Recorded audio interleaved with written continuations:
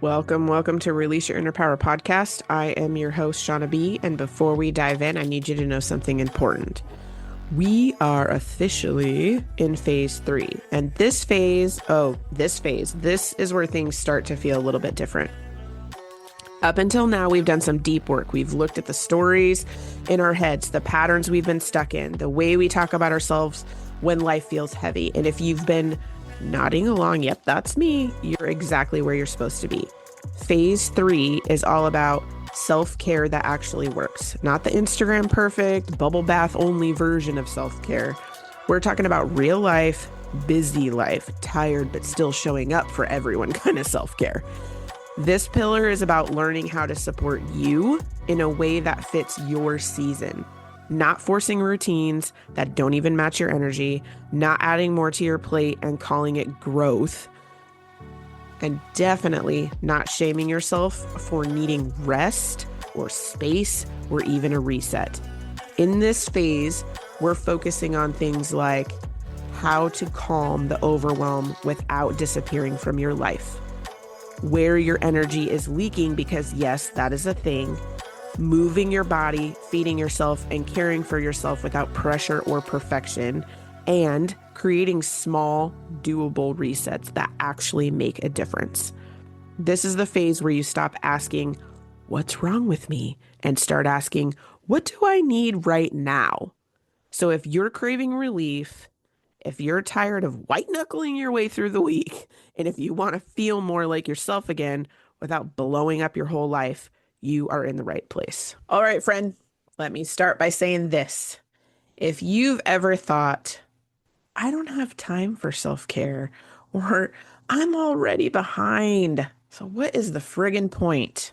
This episode is for you, because today we are not talking about bubble baths and expensive retreats or adding another thing to your plate that's already overflowing with everything else. We're talking about a reset that you can do in 10 minutes or less.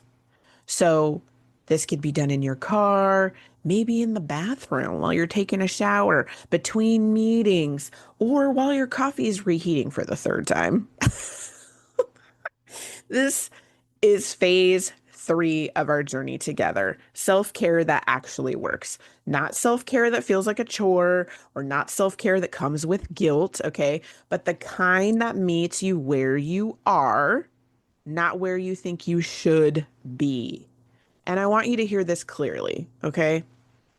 You do not need to fix your entire life to feel better. You do not need more discipline, and you don't need to try harder. Sometimes you just need to pause. A moment to come back to you, a moment to come back to yourself. That is what today is all about. Okay? There was a time when I didn't need a big, huge breakthrough. It's where I felt the time that I was going through felt like everything was like just way too much. Like it was too much. Like I was being pulled in so many different directions. It was overwhelming. It was heavy. It was just stacking up, stacking up, stacking up. Life is life in over here, right? The laundry's staring at me. The dishes are overflowing onto the counter. My phone, ding, bzz, ding, ding. I was behind on the things that I promised that I would do for myself. And even the idea of self-care annoyed me. It was annoying to me. You know that feeling when somebody says, have you tried journaling? And inside you're like, really? Have I tried journaling? Have I? Yeah, that kind of day. I remember thinking that I don't need a mindset shift. I don't need to see the next step that I need to do. I just need the feeling that I'm feeling to stop, because I'm friggin' over it. I'm over it. So instead of powering through, checking the boxes, which is my old default, I did something a little different this time. I set a timer for 10 minutes. Not to fix anything, not to plan things out or think about my to-do list or do something for 10 minutes, not to be productive, right? Just to rest. Just to rest. So I set this timer, I put it in my room, and I laid there on my comfy bed with a blanket over me until my timer went off. Thoughts would come up, lists would pop up, the feeling of urged, I gotta do something. And I would just be like, oh, yep, there it is. And I'd let it go. Almost like a visual in my head of like seeing the thing and then watching it pass by, or kind of like imagining the wind like taking it away from me. And what surprised me was that I felt way lighter. I felt more clear, less like, oh, I need to do this. Oh, I need to do that. And more just like me again. That's when I realized something really important, that most of the overwhelm doesn't need a solution. It just needs space. It needs that space to reset. It needs that space to just breathe, right? And here's the thing that we don't talk about enough. Why overwhelm hits so fast? Overwhelm isn't always about having too much to do. It's often about having no moment to breathe in between those things. No space. Your nervous system is constantly on. Just saying that sounds exhausting. Decision after decision after decision, responsibility after responsibility, holding it all together for everyone else, holding everybody else together, right? And when your body doesn't get a pause like that, it goes into survival mode. The switch just flips. Boop. It's just a flip switch. And that's when you're snapping at your kids, or you're just getting really irritated with things. Everything feels so much heavier where something else happens and you're like, are you friggin' kidding me? Something else? You can't think straight. You're like, what was I doing? I just came into this room. What was it, to get something? Or shoot, I don't know. You're driving in the car and you totally miss your turn because you're not mentally in the car. I know I'm not the only one. Or even the small tasks feel super impossible. So if you've been telling yourself, why can't I handle this when everybody else seems to do it? Everyone else seems like they can handle it. Please hear me. Please hear me. You are not failing. You're overstimulated. You're tired. And your system is asking you for a reset, asking you for a pause. Not a huge weekend getaway, even though those are really fun. Not a huge weekend getaway, or not a full revamping of your morning routine, right? A 10-minute reset. A 10-minute reset. And here's the beauty of this reset. There is no one right way to do it. This is about what works best for you. Think of it as kind of like a menu and not a prescription. Think of it like that. We're going to break this down by the minutes, okay? I want to break this 10-minute reset down by minutes. So in the beginning, you want to interrupt the spiral. So first you stop the momentum by hitting the pause button. And then you say out loud, if you can, or in your head, I don't need to solve everything right now. I don't need to solve everything right now. That sentence alone kind of like releases the pressure off the pressure cooker before you blow your top, right? So it brings you down a little bit more. And then I want you to do a physical interrupt. So this helps your nervous system kind of like get a jolt, if you will. So it's like an interruption physically. An example could be standing up, or maybe putting your feet flat on the floor, or taking one slow breath in through your nose and out your mouth, long exhale, putting your hands on your chest and letting yourself know that you're safe. Stuff like that. You're telling your body that you are safe by doing those physical resets, okay? And then the next like 3-ish or so minutes, you're getting back into your present. You're grounded. You're like here, present, strong foundation, okay? Choose one of these things to do that. So you can name 3 things that you see. Put one hand on your chest, or you can put it on your belly, whichever one. You can stretch your shoulders and your neck, because if you're like me, when I get stressed and overwhelmed, I wear my shoulders as earrings. So drop those shoulders. And sometimes it's a significant amount. It can be a couple inches, right? Or even step outside briefly, like step out on your front porch, or in your backyard. Or maybe you're in an office building and you just need to go outside briefly. Okay. This is about getting out of your head and in that circle, circle, circle, getting out of that hamster wheel and getting back into your body, dropping. Think about it, you're dropping in. You're dropping in. Okay. Because overwhelm lives in the future. It's out here. Okay. It's way out here. Relief and presence and foundation lives here. It's now. It's in the present. Okay. Now, the next part of this is the check-in, and this is without judgment. And sometimes that can be hard and it'll take practice, and that's okay. But you can do that by being open and curious and just letting it be. So ask yourself, what am I actually feeling right now? What am I actually feeling right now?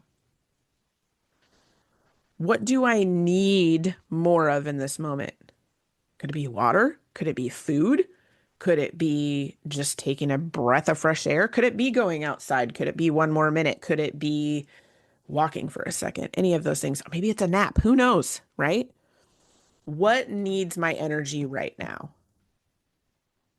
Not what's wrong with me, not how do I fix this situation, not those types of questions. Be open and curious to the answers and don't judge yourself. Just let them come up, okay? And sometimes the answer is rest. Sometimes it's movement. Sometimes it's quiet. Sometimes it's support. And sometimes it's simply like, I need to stop pushing through this.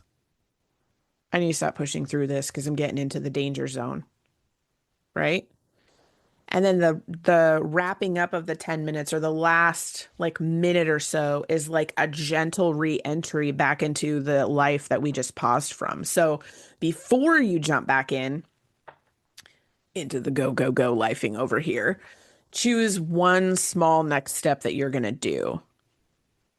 So maybe it's one email or one little task or even one intentional break in a couple of hours. You are not doing everything, check, check, check, right? You are doing one thing with less pressure. That's the reset. That's the reset. Okay. Now let's get some more tools. Grab your toolbox. Let's get some more tools we can put in there that we can start using today. And you don't have to like prep to use your tools. Okay. So tool number one that's going to go all into this thing is pressing the pause button. So give yourself permission to take that pause before you hit burnout. I'm going to say that again. Before you hit burnout. You don't have to earn rest because you're tired and exhausted. Okay? Before you hit burnout. Tool number two is the 10-minute rule. If something feels super overwhelming, commit to 10 minutes. Commit to 10 minutes only. Oftentimes, the clarity will come after you start, not before. After you start. Okay? Using that 10 minutes. Tool number three, it's self-talk, like the self-talk shift or reword, if you will. So replacing something like, I should be able to handle this with, I'm allowed to do this in a way that works for me. You see that? That one little shift from like the negative, the crap talking to yourself that you're saying, you know, like your mean girl is saying or whatever, right? You're shifting that around to a more positive and more supportive statement of I'm allowed to do this in any way that works for me or in a way that works for me, right? This change is super, super powerful to practice the shift. Now, tool number four is reset the anchors. I love talking about anchors. And I love this one. So Pick one thing that can signal calm for you. So maybe it's music, or maybe it's silence. Maybe it's breathing, or maybe it's a certain type of movement. Use an anchor for calm consistently. Practice it. This is how your body learns. Oh, wait, this is my reset. This is my reset. Like you've heard, nighttime routines, you get yourself ready to go to sleep and to calm down, to do to go finally like tell your body, oh, I'm like shutting down to go to sleep. It's kind of the same thing. If you have something that can signal your calm and you practice it, it helps you shift that survival mode switch back down into being grounded and calm when you practice this specific thing. Oh, this is my reset is what your body learns. Okay. And I'm curious which tool that you will try this week and how it will make you feel once you have tried it. Because the smallest little tweak can make such a huge difference. Such a huge difference. Now you know what time it is. Because a girl likes a challenge, so we're going to give you a challenge for the week for this. Now that you've learned the 10-minute reset and you have 4 more tools that are in your toolbox that you can use right now, I am going to give you the weekly challenge. So do 1 10-minute reset per day. Hear me out. Hear me out. Per day. Per day. That's it. Not perfectly. Doesn't have to be perfect. It doesn't have to be just like you said, just attempt to do this 10-minute reset per day, and not at the same time every day, just once. If you want to do it in the morning, great. If you want to do it in the afternoon, great. You decided like, oh man, I forgot. Oh shoot, I got to do it right before I go to bed. Whatever. Just once a day. Put it on your calendar if you need to. If it's something that you forget, or if it's something that you keep putting off, put it on your calendar and make the time for it as it is like an appointment. Or if you get really overwhelmed in certain times of the day, use it then. Use it then. And I want you to notice how quickly your body responds, how much pressure starts to lift off of you, okay? And how capable you actually are when you're not forcing yourself. Because it's not about doing more. It's about doing things from a calm, more clear place. I do want to leave you with this. It is possible to feel better without changing your entire life. It is possible to take care of yourself without feeling guilty, without the perfection, without the pressure. And the fact that you are here, listening, trying to stay open, tells me something about you. You're not stuck. You're not behind. You're just learning a new way. You're learning to stick a toe in, a way that works for you. So this week, let's release that idea that self-care has to be big or complicated.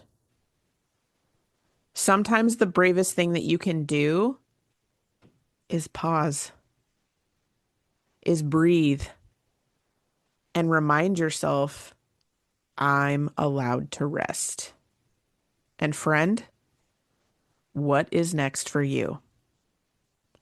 It gets to feel way lighter than you think. I'll see you next week. Thank you for listening to today's episode. I hope you enjoyed the conversation, learned something new, or got some gems to take away that will boost your week. I release a new episode each week, so make sure to click that follow button to not miss what is coming next. If you love the show or want to share a story, send me a quick message. I love hearing from listeners. If you know someone who needs this episode in their life, go ahead and share it with them. I'm sure they would love you for it. If you are looking to connect more, check out the show notes for all the social links, my website. I would love to hear how this episode helped you and what you loved about it. If there's a topic you want to hear about, send that too. All right, ladies, now is the time to release your inner power.